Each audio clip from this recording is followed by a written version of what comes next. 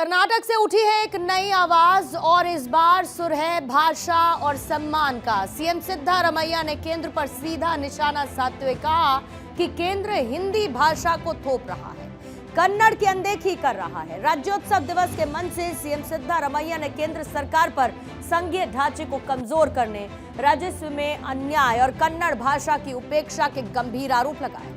अब सवाल बड़ा है, क्या यह भाषा की लड़ाई है या राजनीति की नई जुबान सिद्धारमैया बोल रहे हैं?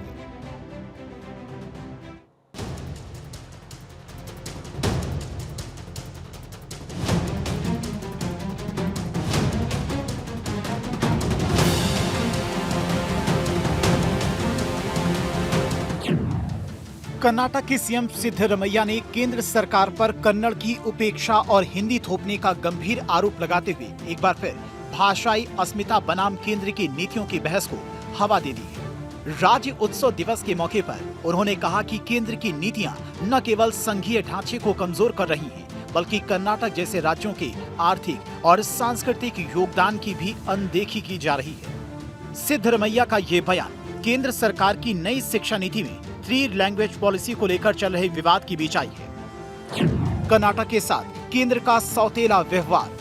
केंद्र सरकार कर्नाटक के साथ सौतेला व्यवहार कर रही है। हम केंद्र को 4.5 लाख करोड़ रुपए का राजस्व देते हैं, लेकिन बदले में हमें बहुत कम राशि मिलती है। केंद्र पर हिंदी और संस्कृत के प्रचार प्रसार का आरोप। कन्नड़ समेत कई भारतीय भाषाओं को दरकिनार करने का आरोप। हिंदी को थोपने के लगातार प्रयास हो रही हैं। केंद्र सरकार का ये कदम शास्त्रीय भाषा कन्नड़ के साथ अन्याय। सिद्धारमैया ने कन्नड़ भाषियों से अपील की कि वो कन्नड़ विरोधी ताकतों के खिलाफ एकजुट हों। उन्होंने कहा कि कन्नड़ सिर्फ एक भाषा नहीं, बल्कि कर्नाटक की आत्मा है। कन्नड़ भाषा और संस्कृति को उचित सम्मान और फंडिंग न देकर केंद्र उसकी जड़ों को कमजोर कर रहा है। हमें इसे किसी भी कीमत पर बर्दाश्त नहीं करना चाहिए। सिद्धारमैया ने केंद्र की नई शिक्षा नीति और उसकी 3 लैंग्वेज पॉलिसी पर भी निशाना साधा। मातृभाषा में हो बच्चों की प्रारंभिक शिक्षा, बच्चों की रचनात्मक और अपनी जड़ों से जुड़ाव कमजोर। विकसित देशों के बच्चे अपनी मातृभाषा में सोचते सीखते हैं। यहाँ अंग्रेजी और हिंदी हमारे बच्चों की प्रतिभा को कमजोर कर रही है।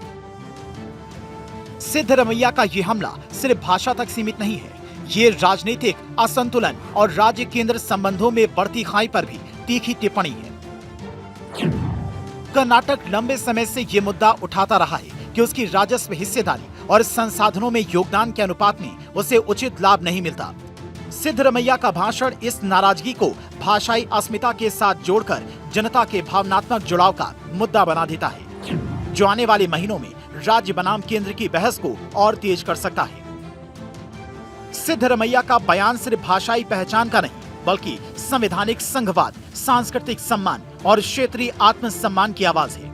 केंद्र और राज्यों के बीच में ये बहस अब सिर्फ कौन सी भाषा पढ़ाई जाए तक सीमित नहीं रही, बल्कि ये भारत की बहुभाषी बहुसांस्कृतिक चरित्र की दिशा तय करने की लड़ाई बन चुकी है। Bureau report, Bharat 24।